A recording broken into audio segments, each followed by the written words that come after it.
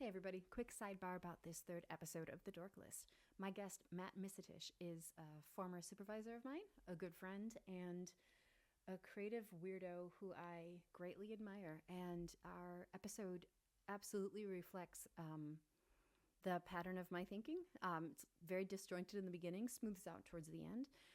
But I'm keeping in mind not to worry too much about the disjointed flow of the conversation because A, that's how my brain works, and B, this first season of the Dorklist is, I'm calling it my beta test for the Dorklist podcast to see what else comes out of it, what I like, what doesn't work.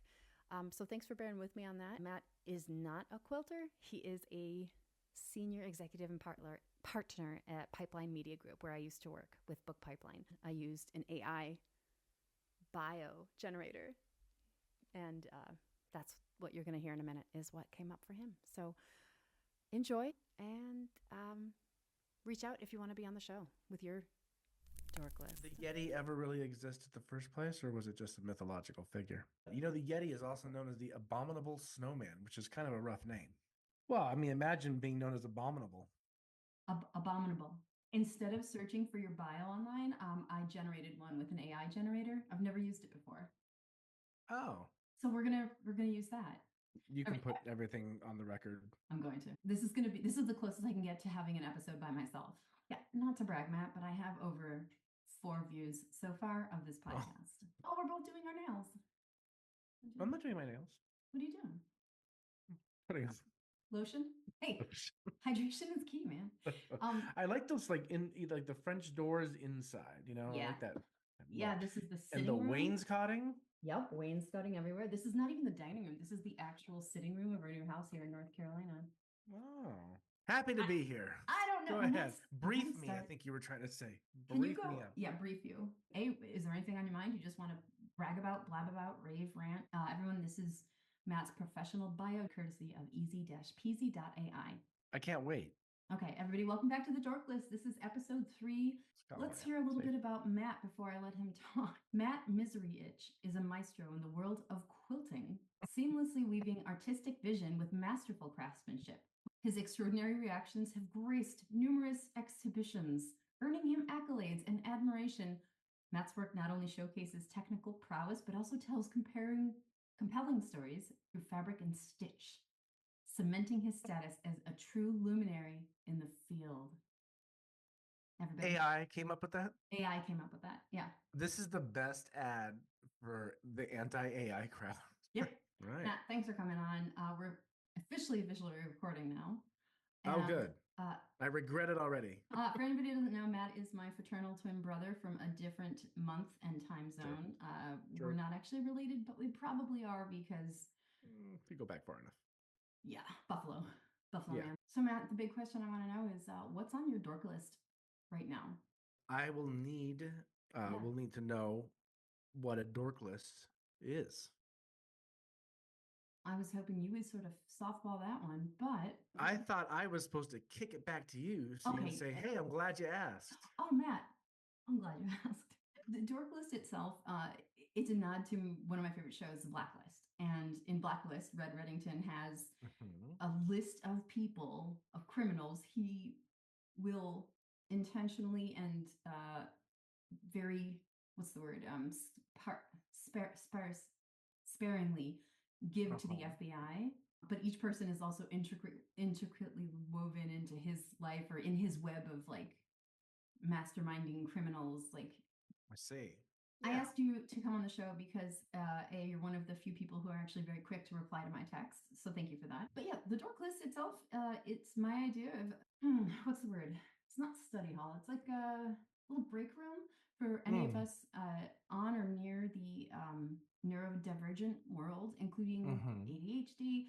No formal diagnosis needed, but what I'm curious about is anything you use creative-wise or downtime-wise, self-care-wise.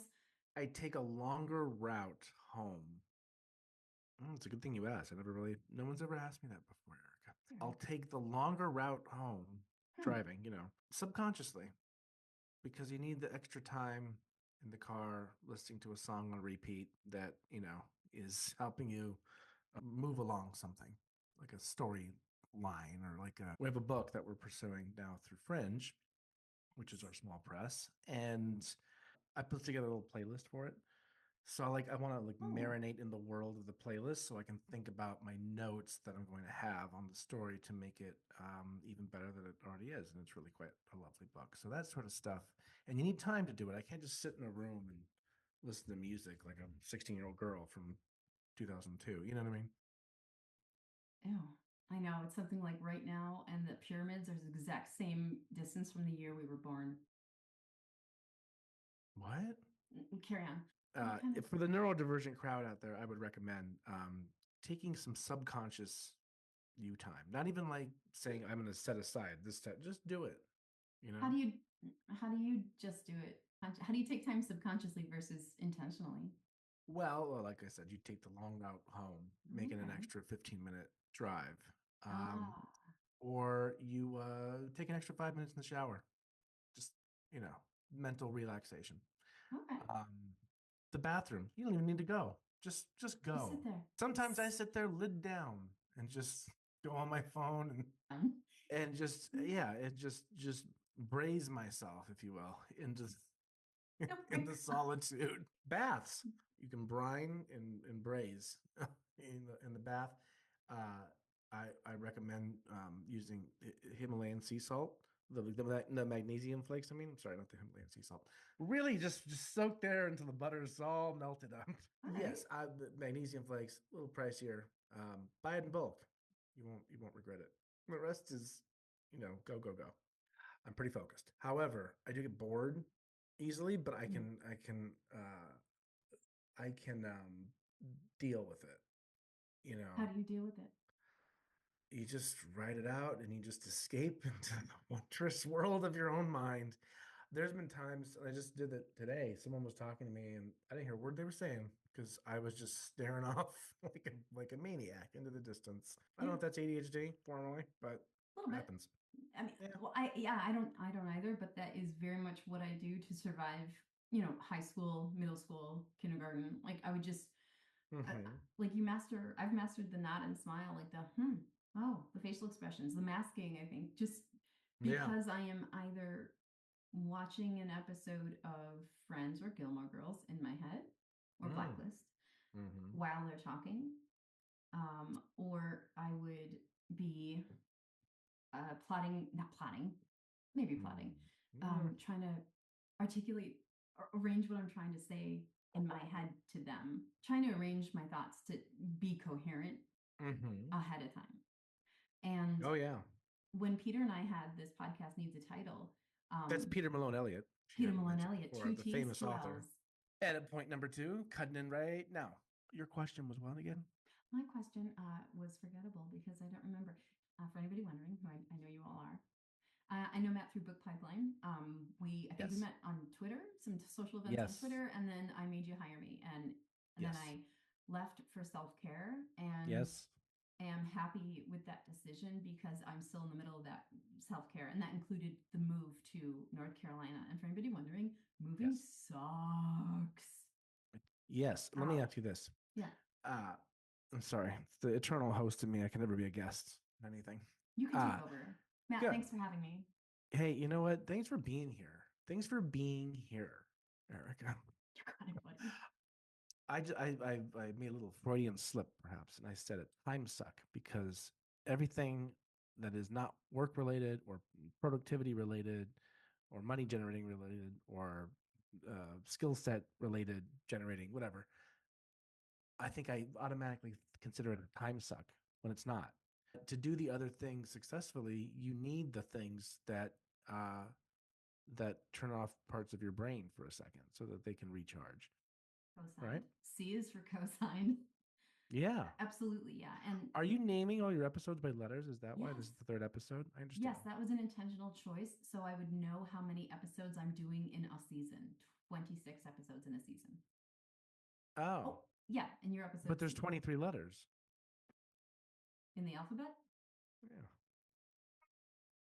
Okay. No, wait. How many letters in the alphabet? 26, Matthew. 26. There's 23 remaining. Oh, for that's you. right. They added Alaska and Hawaii. I always forget about those two. I think Americans have adopted the philosophy of all work and no play makes. I'm making this up as I go along. Makes Jack a productive American boy. I guess is the to paraphrase Stephen King's The Shining. But it's true and it's unfortunate. But that's the mentality, and I still have that mentality. And You still do? so be it. Oh yeah. Yeah. I was on vacation. I just got back today on quote unquote vacation.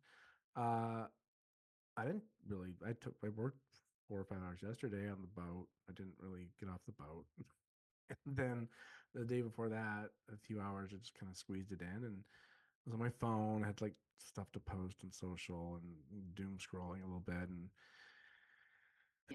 the debate. And I'm like, well, I'm not going to watch this, but I'm going to read about other people watching it. So I spent half an hour doing that. It's things to feel productive. I can't just sit. You know how people sit and they don't do anything? No magazine, no newspaper, no phone, no other person talking to them. Right. Yeah. They just sit and they just kind of go like this. You can't see me because it's a podcast, but I'm like just looking around and just kind of like relaxing and enjoying the day. I forgot what we were talking about. Pipeline Media Group is your, umbrella conglomerate for anybody listening. I'm not trying to teach you your business, Matt. Right. I understand. But in a way, kind of. Sure. Book Pipeline is the best of all of them. Pipeline Artist, Film Pipeline, and the other pipelines are close. Script Pipeline, right? Well, it's the oldest. 25 years. 25 for Script. As of this recording, yes, 25 years. Bronze centennial. Yeah. Is it bronze? I don't know. It's a quarter. It's silver. Paper. Silver? Silver. It is silver. You're right. Silver. The first anniversary is paper.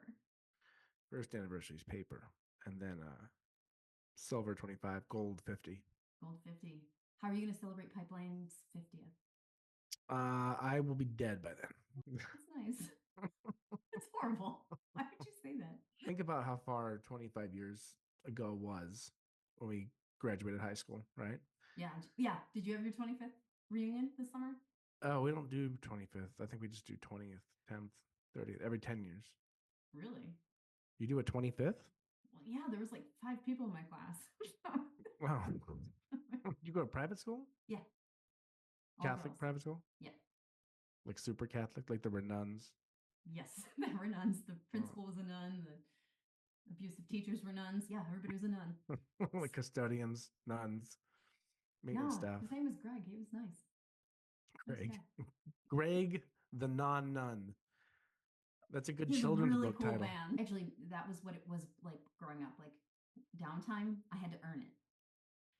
But no, I now totally disagree with that mentality that it's a right. It's not a privilege. It's a right. Like being able to decompress. Like, look, if our phones get to recharge, so do we.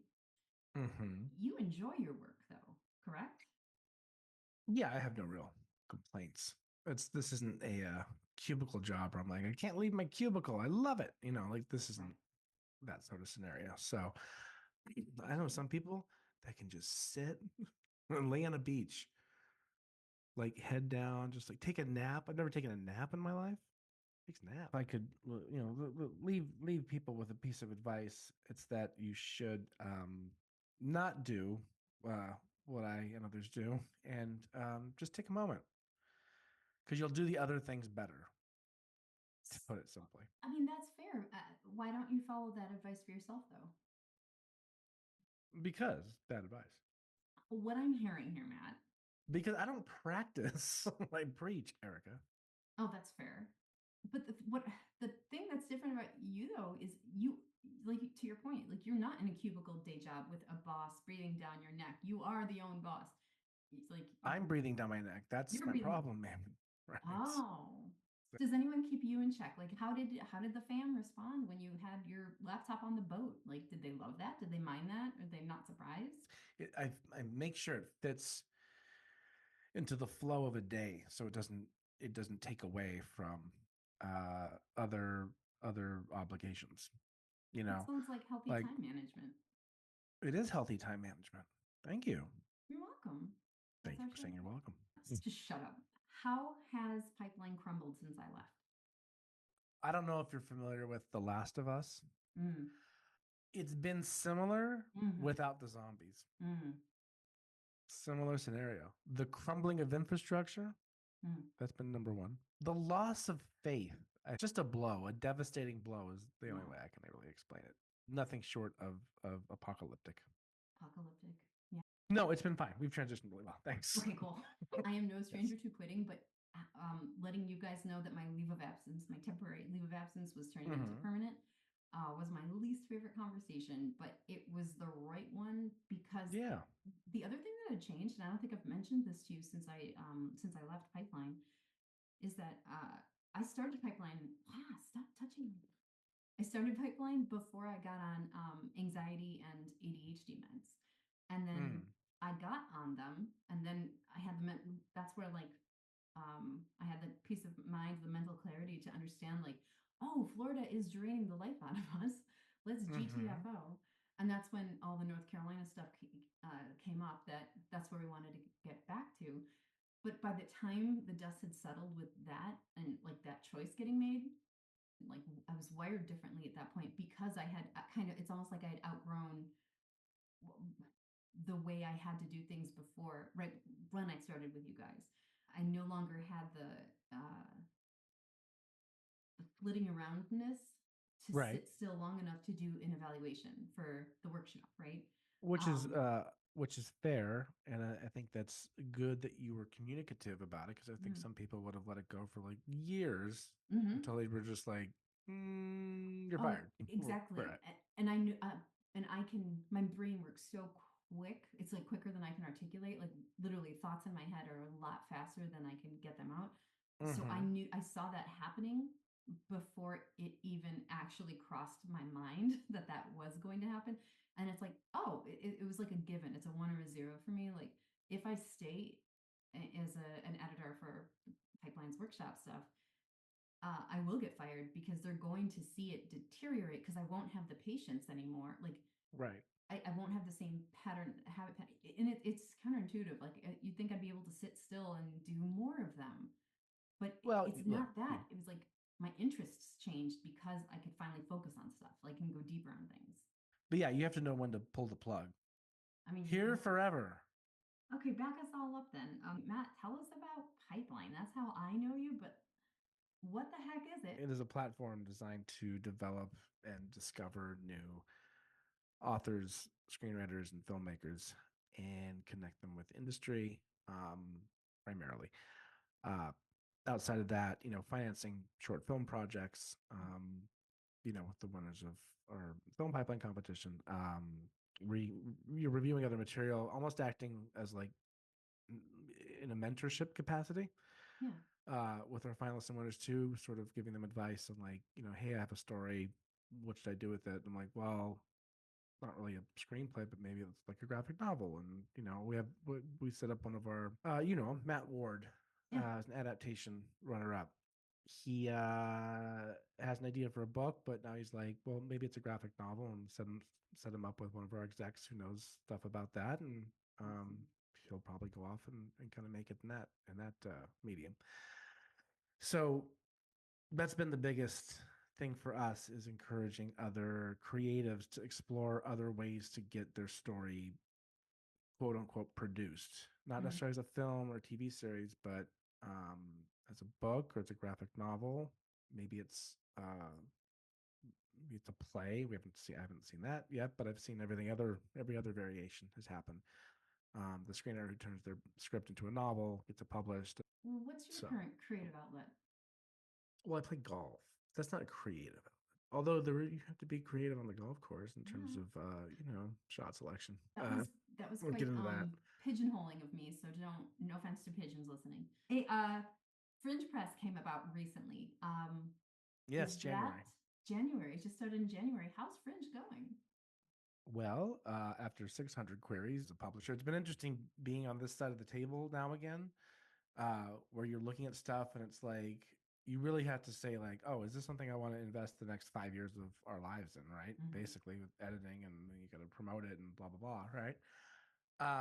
You really do look at things through a different lens. So I will say, but I'm half kidding. Like most of the queries that we've got are fine, but not like special, at least not for us, what we're looking for. I think a lot of them are going to find a spot somewhere. Yeah, 500 or 600 queries we've gotten. But someone who was referred to us through another writer friend that I had met at Thriller Fest, which just wrapped. Everyone should go next year if you're listening to this. A writer I met last year at Thriller Fest introduced a writer to us who we read months ago, and her writing was great. The book didn't quite fit. So when I was at Thriller Fest this year, she was there. I met up with her, and she told me about another book that she had. I'm like, well, just send it to me. I'll read like the first few chapters tomorrow morning, and we can kind of talk about it since we're in the same conference for the week, and whatever. And I ended up reading it in 2 days, the whole thing. No kidding.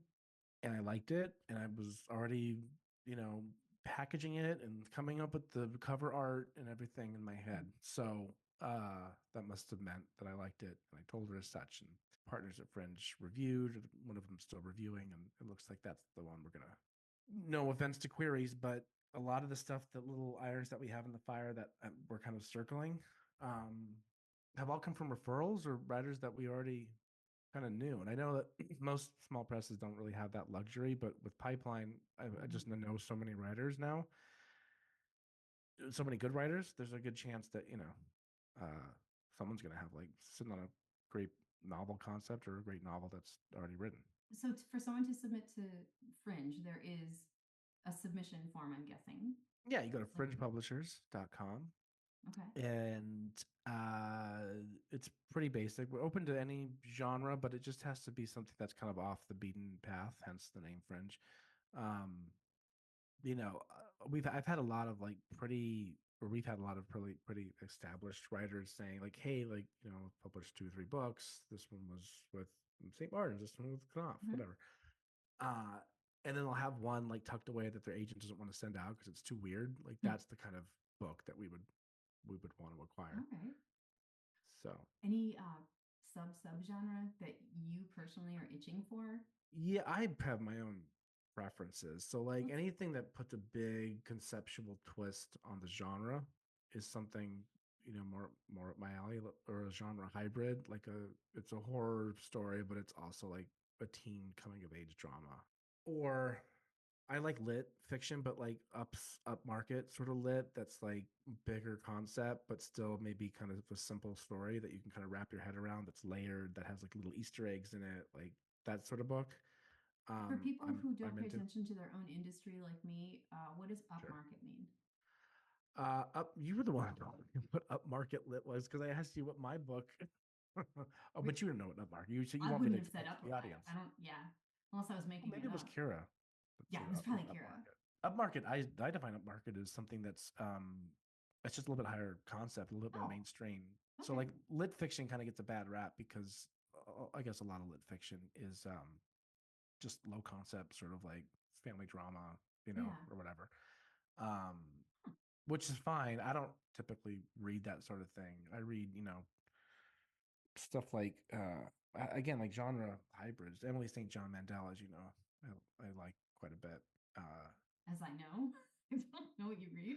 You worked at this company for so long. Didn't we have these discussions? I paid attention to you, man. I was so busy. Once you moved from Florida, you left everything in Florida. All the memories of in the bottom of the pool. Conversations. Yeah. And the memories sank to the bottom, to the deep end. There's a short story in there somewhere. She wrote Station 11. She wrote The Glass Hotel. She wrote Sea of Tranquility. Maybe not that avant-garde, but, in that sort of like let me really push the envelope kind of vein. It's hard to write that sort of story and then pull it off.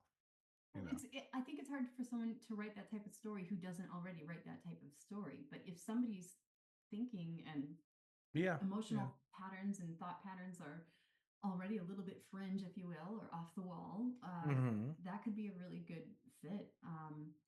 Is Fringe in the market for a Dwight Schrute coming of huge story? Graphic novel, coloring book. I'm going to say yes.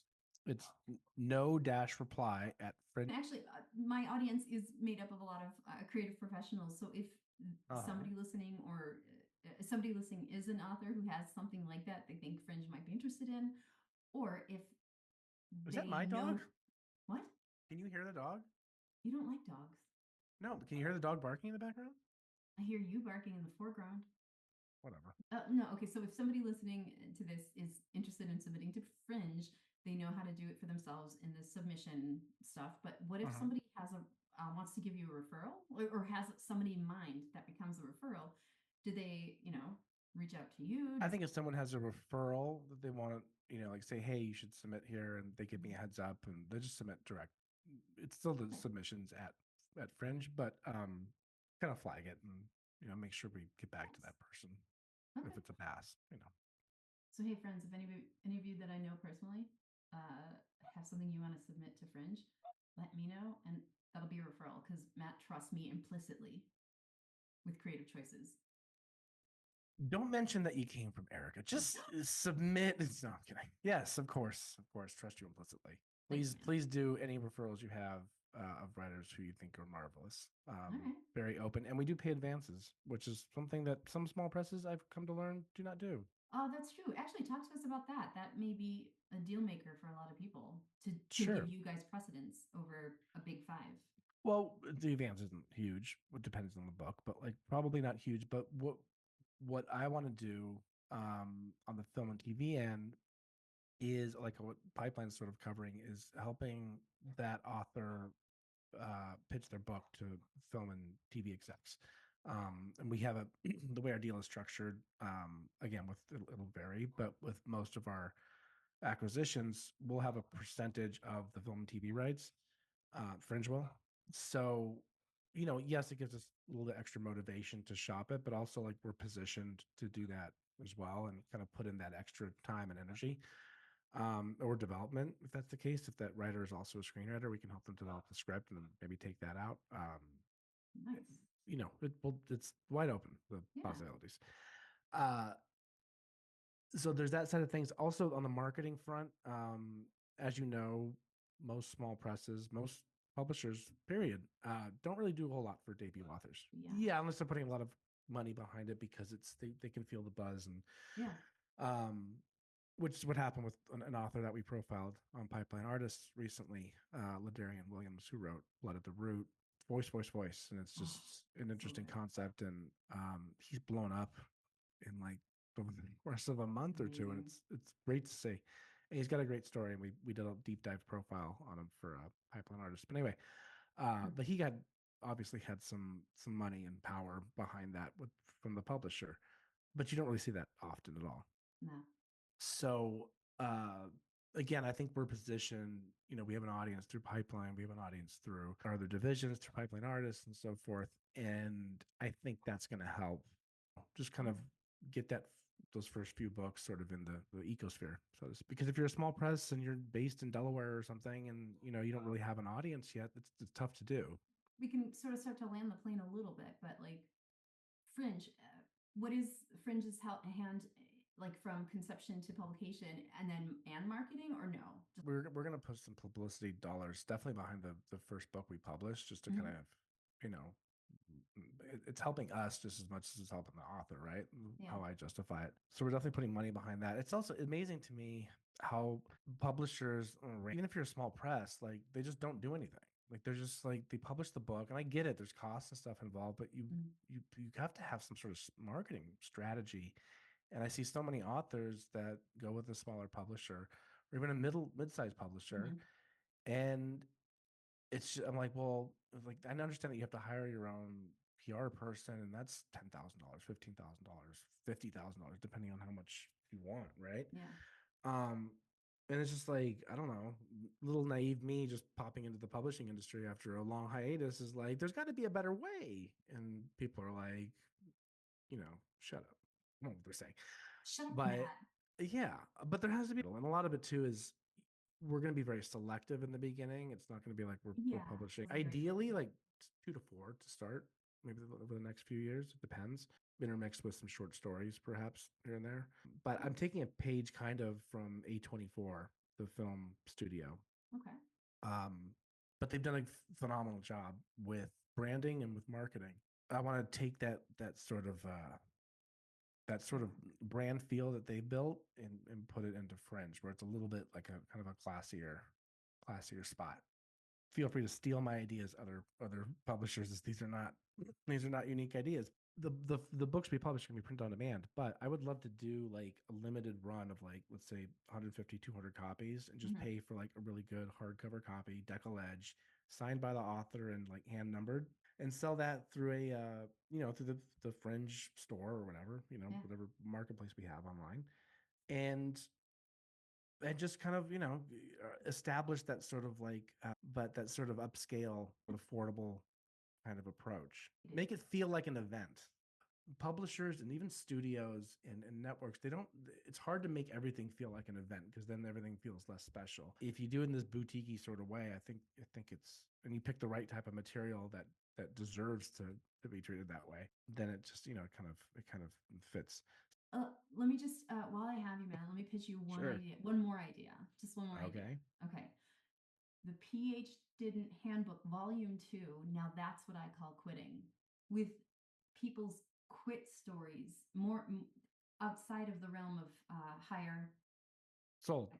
Okay. Love it. I'm on board.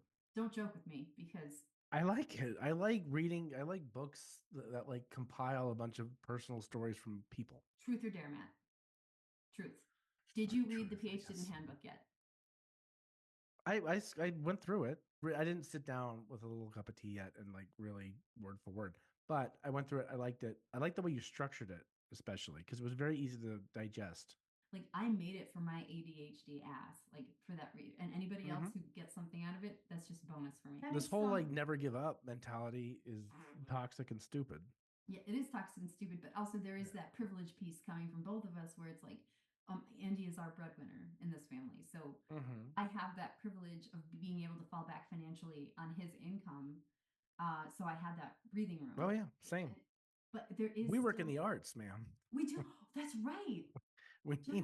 We need a person who does not work in the arts to fall back on. Marry the nerds, people. Any advice for 6 months from now, Matt? Make sure you have a marketing strategy for the debut Fringe Press title that you can pitch to the Fringe team and that they will like. That's a great call. Yeah. Anything we didn't talk about that you want to shout out before I hang up on you? Go Long Beach State is really the, hey, I got my little What did beach. You say? Go who? Beach towel. I'm very involved now, see? With what? Long Beach State Athletics. Why? Because I'm donated money to my alma mater and I want to support their, yeah. That was like a surf shop or something. No. Hey, if anybody wants to flood your inbox with queries, go to fringepublishers.com. Submission instructions are there. If someone would like to submit an entry to compete in a pipeline competition, you can go to Script Pipeline, Book Pipeline, or Film Pipeline. What socials are you doing? The tweeters?